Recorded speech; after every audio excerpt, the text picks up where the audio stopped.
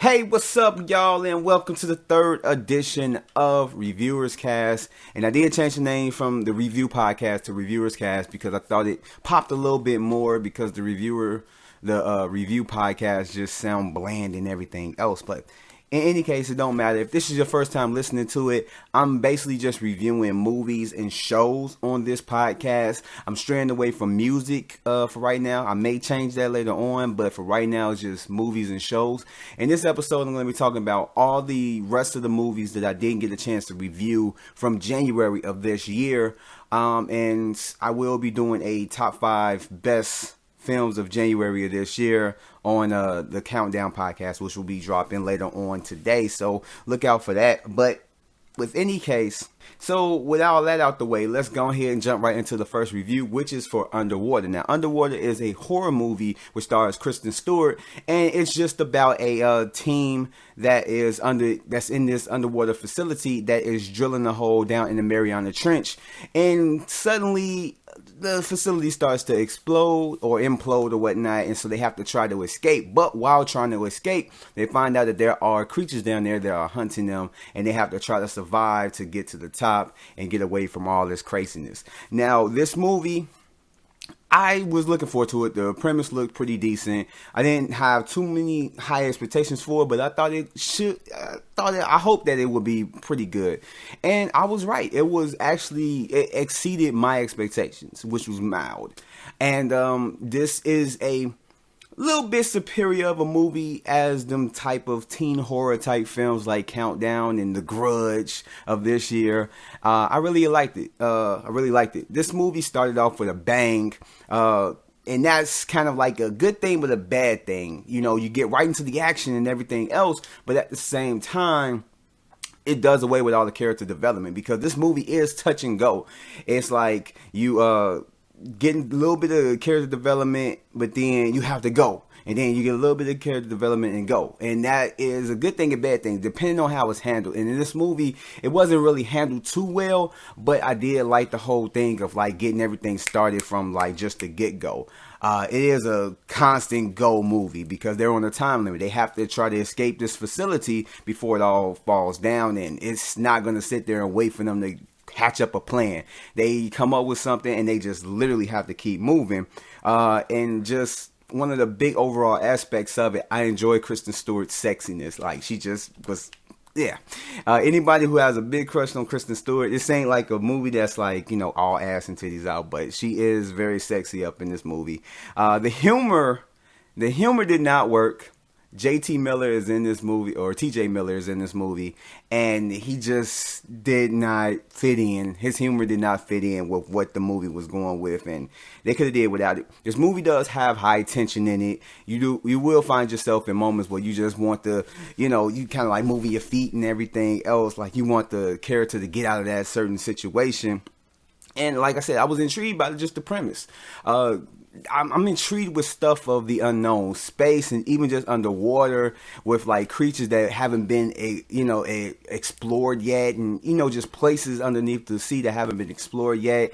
I'm just intrigued by stuff like that.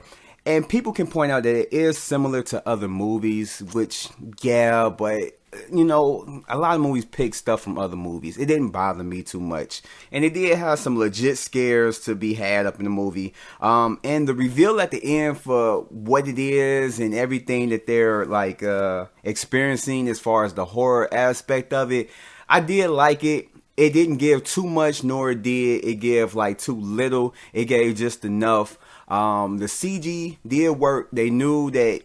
I guess they knew that they wasn't working with too much as far as like the look in the CG. So with the way that they hit it with the darkness and then the dust that's kicking up in like underneath the water, like it worked for it and it made it better.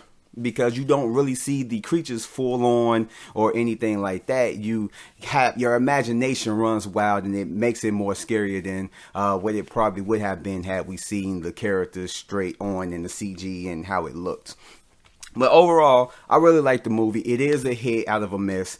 I really think that if you can get a hold of it when it comes out on streaming or DVD, Blu-ray, or whatever, definitely check it out. It is a movie worth checking out. If it's still playing in theaters somewhere, wherever you're at, definitely go check it out because it is dope. despite the whole coronavirus thing happening and all that stuff. But in any case, let's jump right into the next film. Now, the gentleman revolves around this character named Mickey, played by Matthew McConaughey, who built his whole empire off of the sale of marijuana. But when word gets out that he wants to get out the game, you get a lot of people going after his domain, his business, and all the money that he's generated, which ends up basically bringing a lot of blackmail and bribery and just betrayal and all that stuff toward his way. Now, this movie is the first Guy Ritchie movie ever since Aladdin, but, you know, whatever. But if you're a big fan of Guy Ritchie, you're more than likely going to like this. It does have other, like, big-name actors up in there, as well as Charlie Hunnam, Hugh Grant, and Colin Farrell.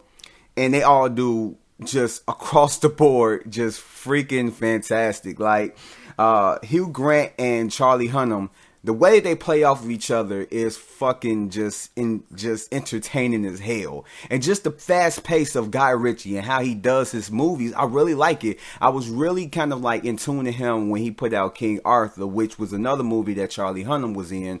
And I love Charlie Hunnam from just Sons of Anarchy, and I love what he did up in there. But I felt like he hadn't reached the success that he should have, because he is a great actor. But in this movie, he does fantastic. This is the type of movies that he needed to be in. Hugh Grant was off the chain. He was awesome up in his role. And just Matthew McConaughey did well. Like I said, all across the board, everybody did fantastic. This movie was just filled with awesome acting. And just, like I said, the fast-paced editing is like, it works for it. Yeah, the characters were great, the tone was good, the humor worked, and it does have some meta humor. I'm not even really going to put it out there what it is, if you have to see the movie, but it has some meta humor up in there. And the action that's attached to this movie is done great as well. And but really just the standout is Hugh Grant and Charlie Hunnam's role, because they're basically, Hugh Grant is trying to blackmail Mickey by telling him all that he knows to Charlie Hunnam's character, and they're going down the list of everything what's happening, because Hugh Grant's character is this sleazy journalist who's trying to get this script written, and so he's, you know, trying to get, you know, all that he can out of Mickey before he ends up getting out of the game and everything else. And just the way that everything plays out, from just how they're doing, how their conversation, their chemistry, all the way to the end, it's fucking enjoyable. This is a movie that I really did like, and I came out of it like just smiling. Just came out of it smiling. It definitely is a hit for me. If it's still in theaters around where you're at, definitely check it out. Especially if you like Guy Ritchie. If not, definitely catch it on streaming or Blu-ray whenever you can, because I guarantee you will enjoy it. So with that said, let's jump into the next one. And the next one is Like a Boss. Now, I really didn't have too many expectations for this movie. And yeah, after seeing it, it didn't deliver. Like, the trailers didn't entice me. It looked like it had somewhat of a good premise, but after seeing it, it just wasn't executed right. It had a good message for women. Like, you don't need all this makeup and everything else to be beautiful. Like, you're beautiful in your skin. Like, at the most, you need just light little things that accentuate, you know, how you look, your natural beauty and all that stuff. Here I'm sounding like I'm working in makeup. But in any case, I did like the chemistry between Rose Byrne's character and Tiffany Haddish. Just the actors seem like they kind of got what these characters are supposed to be. But on the other hand, as far as that goes, it is over the top humor. It just really didn't work. It seemed cartoonish through majority of the film.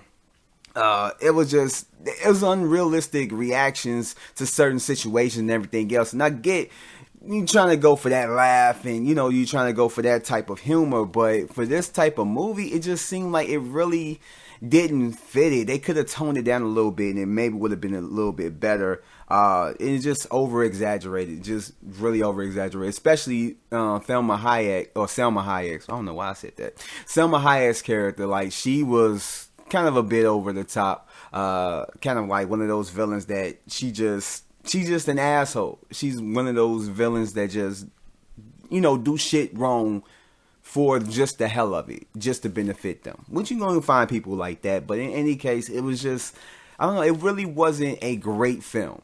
I didn't really find myself laughing or really entertained throughout the whole thing. Maybe in a few points it was like, yeah, okay. But for the overall thing, it was like, this movie was a January film. They could have worked on this a little bit more. Tiffany Haddish is better than this type of stuff.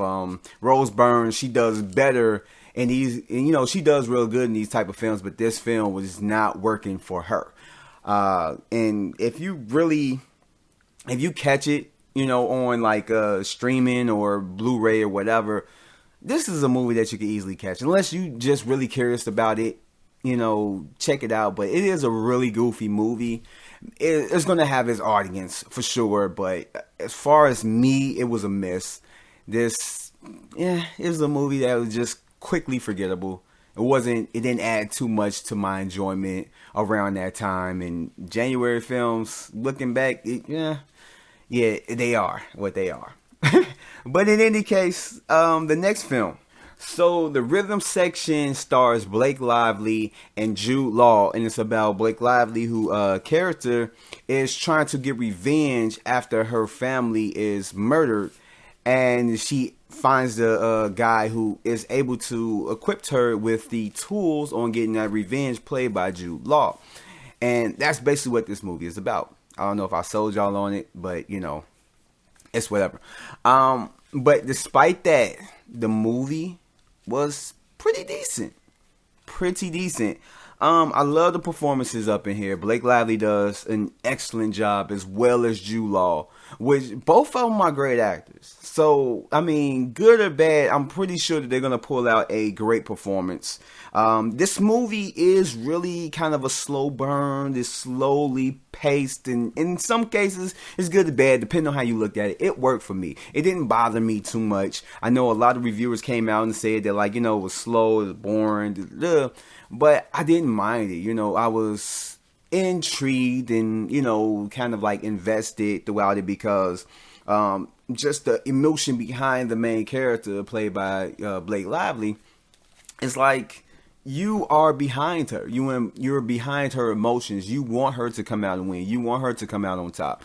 And it does a great job with doing that. There are some good fight sequences up in here, and that's the one thing that I like about it, is that it has some realistic training. For a person that's training, unless you can catch on to stuff really quick and be really good at it, majority of us, if we start training for a month or two or whatever, we probably might be better than we were before, but we're not going to be assassin level. You're not going to go in and start murdering people like John Wick. You're going to be struggling. And that's basically how the fight scenes went on in this movie. It was more realistic. She still was getting her ass whooped. She still was doing what she needed to do, but she was getting her ass whooped. And these low level type guys that she would go at. So it's not like she was going in bam, bam, bam, bam, and just doing all this crazy shit. It was it was realistic. This is how certain stuff would happen. And this movie isn't really action-packed. It does have action scenes up in there as far as fighting scenes, but there is no type of John Wick, Bad Boys type of action. It's more realistic, more real-life type fighting and everything else. And there's nothing wrong with that. I enjoyed the fighting because it's more realistic, and it wasn't crazy editing to where you didn't know what the hell was going on. There's a fight in particular that happened between Jude Law and Blake Lively's character that is really good. It is really good. I did like it. Like I said, the emotion is there. You get behind the character. But the one thing that's played against this movie, even though I don't think this movie is the greatest thing and everything else, I feel like the marketing did not do it justice, because for one, there wasn't too many trailers or TV spots for it like that. And the trailers that were out for it really didn't sell it as hard as it should. I just remember maybe 2 trailers at the most, 2 official trailers for this movie at the most out for it. And it really, I don't think it sold too many people on it, because it had one of the lowest openings so far this year and ever since in a while, and just, it was a bad title. I mean, you get why it was called the rhythm section, but when it came to just the title, it was like it shouldn't have been called the rhythm section. Like they should have changed the name. It is derived from a book, but they should have changed the name. Maybe that would have popped more for people and got a little bit more people in seats as well as better marketing as far as the trailers. But I mean, as far as a movie, it is a pretty decent movie. It is worth checking out. To me, it is just right at that line of being a hit. Just right at that line of being a hit. I wouldn't even say it's a miss because I did enjoy it. But if you can check it out, wherever you can check it out, check it out. It is decent. Especially if you like those type of films. It's not action-packed, but it is pretty decent. So on to the last film that I am reviewing for this podcast. So, as one of my most anticipated films of this year, Bad Boys for Life did not disappoint. This movie was what I was hoping it was going to be. Like, just as crazy as the trailers sold it to me, that's how I thought that I was going to go in and, you know, just get out of it. And man, this movie was really good. I kind of like, as far as the other movies, I kind of like the second one a little bit better than this one, but the action was off the chain. I think they were embracing their ridiculousness, but let me go ahead and get right into it. So it's about Mike and Marcus, played by Martin Lawrence and Will Smith, getting back together for what may seem the last hurrah, where Marcus is trying to retire while Mike is trying to stay up in the game, stay relevant, show that he has, that he can still hang, that he basically just has something to prove. But Mike Larry ends up finding out that he's being hunted down by these two villains who have a past with him and is trying to just eliminate him and other people that are associated with him with the case that he was involved in. And watching this movie, you do basically just get that it is a Mike Lowry, Will Smith centric movie. Like, it is essentially just more like Mike Lowry. It is about him being hunted down and him trying to survive and everything else and find out who is trying to go after him. And, it's, I guess how you look at it is a good and bad thing when it comes down to it. The action was incredible. The action was freaking incredible. And I did enjoy it. The humor was there, but like I said, I don't know, I just liked the humor a little bit better in, Bad Boys 2, but we're talking about this one. In this one, I felt like the humor was more better when it dealt with the family issues of Marcus, played by Martin Lawrence. It's just, I don't know, to me, that just seemed a little bit more funny. I guess it's because I'm a father. That just kind of appealed more to me, but I don't know, I felt that was more funny as far as the overall laughs. And of course the chemistry was great between Will and Martin. They did a great job, especially reprising their roles and just kind of feeding off of what they've done in the past and just giving it more life within this movie. The fight scenes were incredible, especially one fight scene that's involving the son of the main villain. It reminded me of Gemini Man, which also starred Will Smith, which I am going to do a review on it. I don't know when, but I will let you guys know. But it reminded me of that, and I like those type of action scenes. And the kids that were introduced as far as helping Mike Lowry and everything else, they really played the background. They didn't really play a significantly big role in the movie, and they wasn't as active as I thought that they might be. But looking at the trailers, even beforehand, it was I don't think they're in a movie like that. And really didn't over advertise them to make it seem like they were in a movie more than they were. They basically, you kind of got that vibe from just looking at the trailers. And I didn't mind the kids. I didn't mind them. They did add something toward the end, but I mean, it wasn't anything phenomenal. I didn't really find oh, these are some badass, so it was cool. They had some great villains. The villains were better than the other villains in the other movies or whatever, and I really did like it. They had some attachment. I'm not really gonna get too much involved into it or talking about it, but they did have more of an emotional connection to just the main story. So I mean, you kind of felt why they were doing what they were doing. Even though you don't back behind it, you still get why they were doing it. And this movie does have a lot of nostalgic. If you were really big on the other movies and you went into this movie, there is a lot, like certain callbacks, a lot of nostalgic moments that you're going to have with the characters and everything else. And it's a lot of fan service when it comes to this movie, but it's done in a really good way, and I did enjoy it. And you could tell that this movie does take influences from the MCU and the Fast and Furious franchise, because compared to the other movies, which did have a lot of ridiculousness when it came to just the action, it seemed like this movie just went crazy with it, was trying to be as ridiculous as the Fast and Furious franchise. And we accept that from the MCU and movies like those, because those are just whatever. But, based on real life, it's kind of like, wow. But, as far as it was done well. It was done well. I enjoyed it, and this movie was definitely a hit. I really did enjoy the hell out of it. And if you can still catch it, definitely go ahead and catch it. If you gotta wait till it come out on DVD, Blu-ray, streaming or whatever, definitely wait, because, or just get it as soon as it come out, because it is definitely something worth checking out, especially if you're a fan of these movies or whatnot. But in any case, that will wrap up this episode of Reviewers Cast, and I'd like to thank you guys for joining me. And I will be having another one real soon. These episodes are going to be sporadic.